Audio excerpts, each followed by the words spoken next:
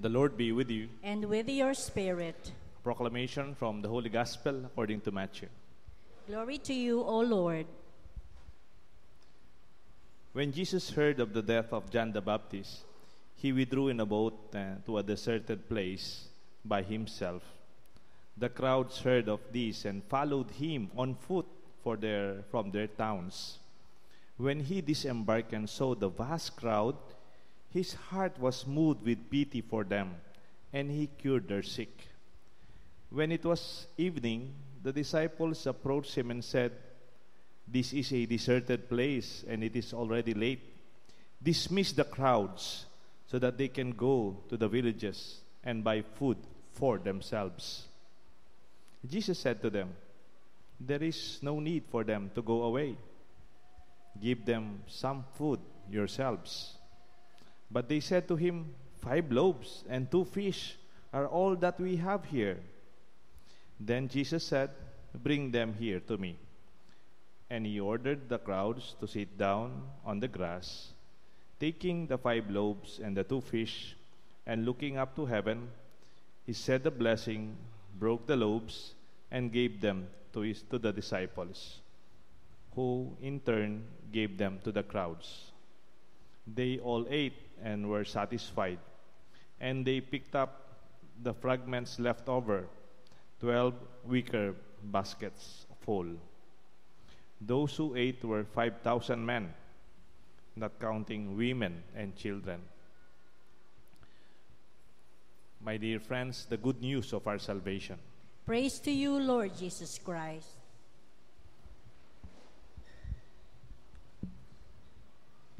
In the name of the Father, the Son, and the Holy Spirit. Amen. Good evening po. The feeding of the 5,000 is also an expression of the different kind of hunger that the Lord responds to. There are different kind of hunger. May 3 klaseng gutom. No? Hindi po gutom. Pwede rin. Gutom is the person. Gutom is the hunger. No? Sa Pilipino kasi, yung gutom isang word pero dalawa yung meaning. Depende kung saan yung accent. Pag gutom, ako yon tao. I'm hungry. Pero gutom is hunger. May 3 klaseng gutom. And maybe we could analyze if we could respond to them. Or sometimes some people would feel them, and we could be sensitive to respond to this kind of hunger. Una po yung pinaka-obvious, yung physical hunger. Nasa malayong lugar sila, gabi na, madilim na, parang ganyang oras siguro. For them to walk back, mas lalo siguro magugutom. That is one hunger that the Lord responded. Gutom ng tiyan, if I may say more simply. That's why they broke the bread and shared the feast. And it's really a massive expression of hunger. 5,000 men, not counting the children and the women. Parang it is reflective also of our times. Hunger today is not only hunger for just one meal. Di ba kung minsan tayo nagugutom din? Di ba? Kunyari, nag-overtime ka, nagugutom ka, o kaya masyadong matagal ang misa natin. Pagka uwi mo, gutom ka. Hindi po yun yung tating klaseng gutom na pinag-uusapan natin. The hunger that is more permanent. Yung hindi lang po gutom na isang meal. Meron po kasing taong, because of their poverty, araw-araw gutom sila. And that kind of hunger is what we hope to respond to when we are charitable, when we are able to help other people. Kung tignan po natin, the gospel is also complemented by the first reading from the book of the prophet Isaiah. Very practical po si Isaiah. Isaiah 55. Sabi niya, "Why spend your money for what is not food?" Ba't mo sinasayang yung pera mo sa hindi nakakabusog? Siguro primarily nakakabusog ng katawan, ng physical. Lalo na pag maraming gutom. Pag maraming gutom, tapos ginagamit mo yung pera mo for material things that are not useful, parang sayang lang. May nabasa po ako. Isang taong nagtatrabaho for United Nations charity welfare, no? UNDP yata. United Nations for the Development Program. At sabi nila, for estimation, there are around 1 billion people all over the world today, 2014, who experience hunger. Hindi po hunger na 1 meal lang. Mga bata na usually malnourished. 1 billion. B. And ang dami-dami po nun, no? On the contrary, it's so difficult to respond to that. Pero yung the same speaker showed another figure, usually from the Western countries. Pinakita naman niya ang mga numbers per country. Kung sasummarize mo, almost 1 billion din. Yung mga bata, mga taong obese o overweight naman. Yung kailangan mag-dieta. Yung parang if you just you don't have to work extra eh. Yung parang, di ba marami sa atin, problema natin paano magbawas ng kinakain. Yung iba naman, problema nila, walang makain. Parang, it's just a matter of maybe tilting the balance up to the point that we could make good ways to be able to distribute this well. Alam niyo po, sa mga modern countries, they are responding to this in a very organized way. Bigyan ko po kayo ng halimbawa. Kasi sabi ni Jesus dito, feed them yourselves. Feed them yourselves. Wag na kayong mag-isip na siguro papadala yung Japan Embassy o kaya tutulong yung United Nations sa mga gutom sa atin. No, kayo mismo, feed them yourselves. But maybe we can do it more systematically. Nakakalungkot nga eh. Ako po, 14 years akong nagtrabaho sa isang NGO. Pangalan po ng NGO, Social Action Center of Pampanga, SACOP. Ang nakakalungkot lang sa mga recent events sa ating political concerns, ano po, yung parang mas naging focus yung nasira po yung pangalan ng mga NGOs. Yung mga non-government organizations sa abroad, ang gaganda ng mga sistema nila. Pero dito parang medyo nasira konti yung pangalan ng mga NGOs. Doon po sa exposure ko noon, nagkaroon po akong exposure magtrabaho sa mga NGOs sa abroad, particularly sa Spain. Hindi po ako turista sa Spain. Parang charity worker po ako kasi nagtitraining ako for our work dito sa Social Action Pampanga. Alam niyo po saan ako nagtrabaho? Sa ano po? Yung sa mga soup kitchen. Doon sa Spain kung saan ako nagtrabaho, tourist area sa may Barcelona. Hindi po ako turista. Nangongolekta po ako ng pagkain galing sa mga restaurant. Twice a day, morning and afternoon. Yung before lunch, after lunch, immediately after lunch, at saka immediately after dinner. So, depende po kung saan ka a-assign. Kung minsan, na-assign akong mangolekta, ikot po kami sa mga restaurants along the tourist area, malalaking magagandang restaurant. Tapos po, another group, ayusin po yung pagkain in a very systematic way. Alam niyo po, sa sarap ng pagkain. Minsan mga cookies, mga masasarap na pies. Oh. And the business people there, they are very successful, they are very lucrative, but they do not mind setting aside food for the hungry. Yung parang soup kitchen ang tawag. Mayroong isang malaking mess hall na ganito, nakapila yung gutom for the afternoon. Iba-iba. May Afrikano, mayroong iba-ibang klaseng gutom doon. Minsan nga, nagbibigay kami, kaya lang iba yung pagkain namin. Minsan mas masarap pa po yung kinakain ng mga And they are very systematic. I think it's also good for us to think about that. That when we share our food, we could also praise God because the Lord also wants us to express our spirituality by sharing the food for others. Second, meron pa pong kalawang klaseng gutom. Yung gutom ng pagpapahalaga or our emotional hunger. Ano po itong emotional hunger? Marami po silang pumunta kay Jesus. Ang gutom ng tao, hindi lang po gutom ng tiyan, economic gutom o financial o material na gutom. Meron din pong gutom ng pagpapahalaga. Gutom ng pagkaranasan na ikaw ay may pagmamalasakit sa iyo, sa buhay mo. the hunger to be recognized, to be important for a certain relationship. Marami pong taong gutom na ganyan, di ba? Maraming mga taong busog ang tiyan.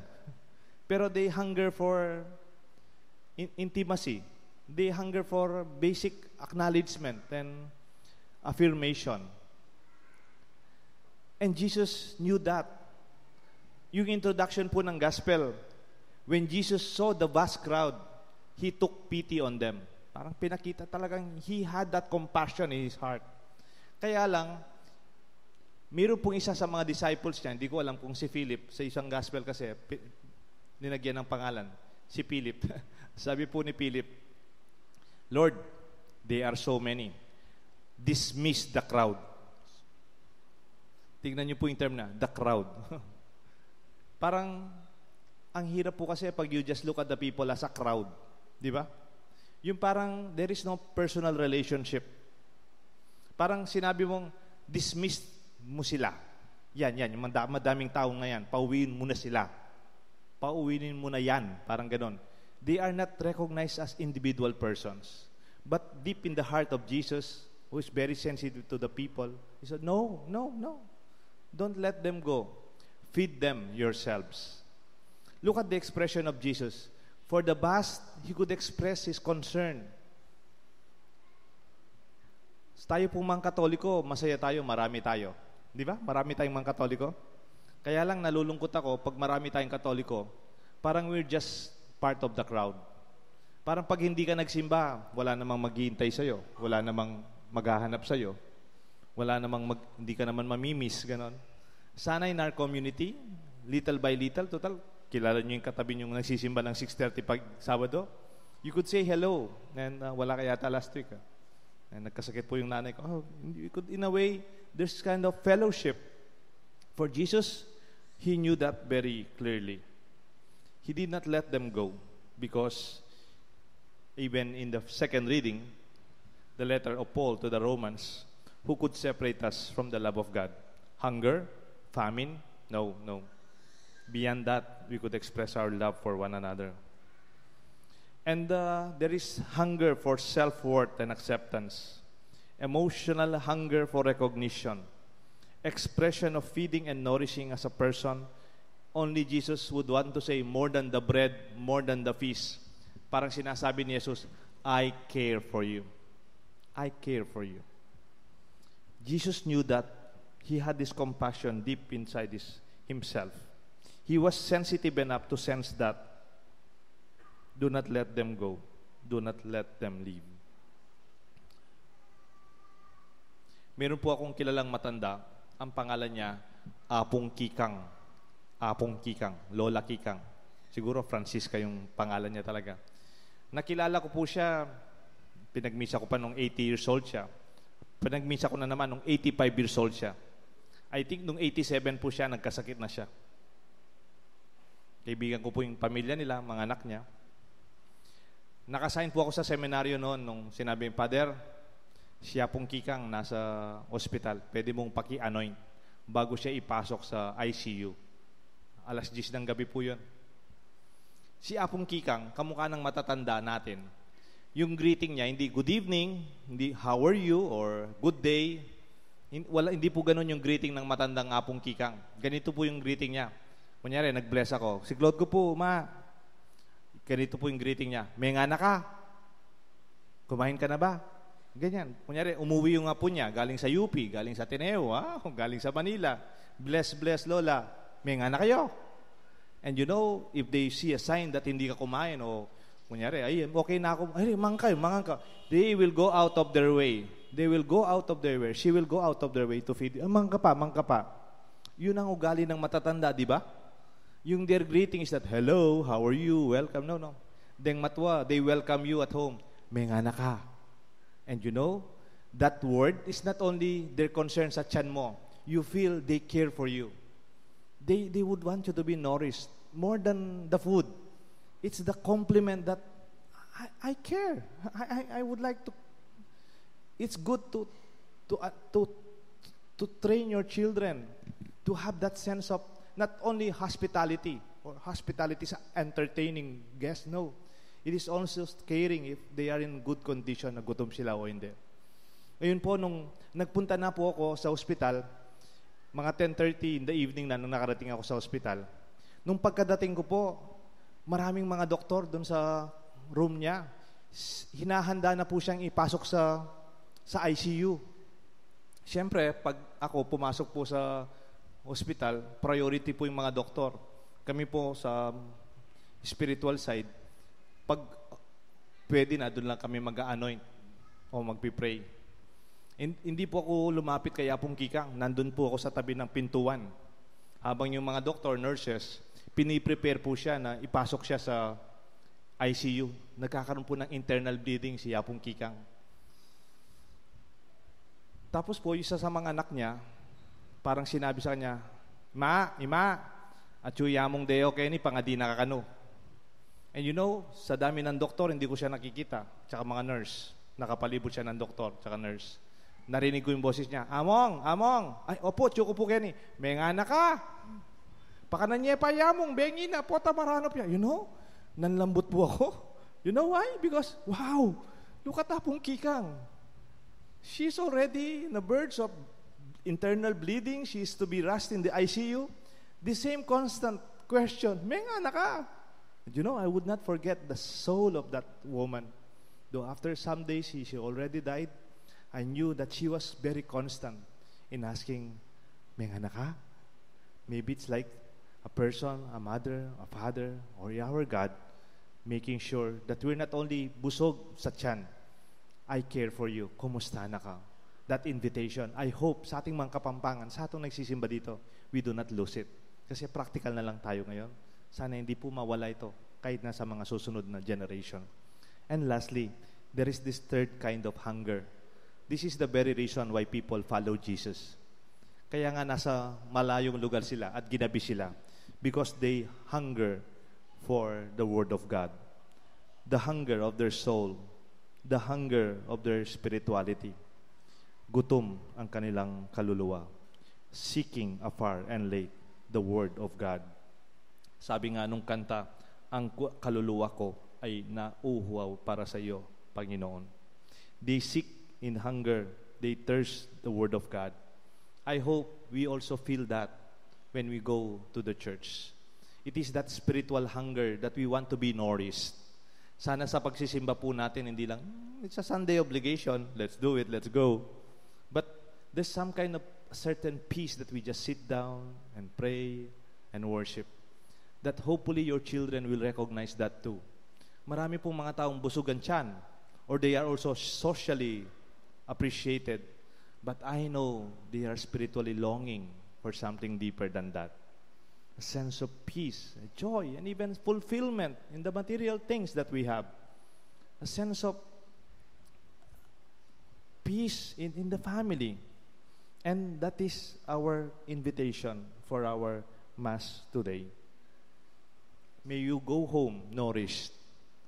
May we go home experiencing the love of the Lord sharing Himself to us. Alam niyo po itong misang ito, itong misa, parang nakikita ko more than the Last Supper.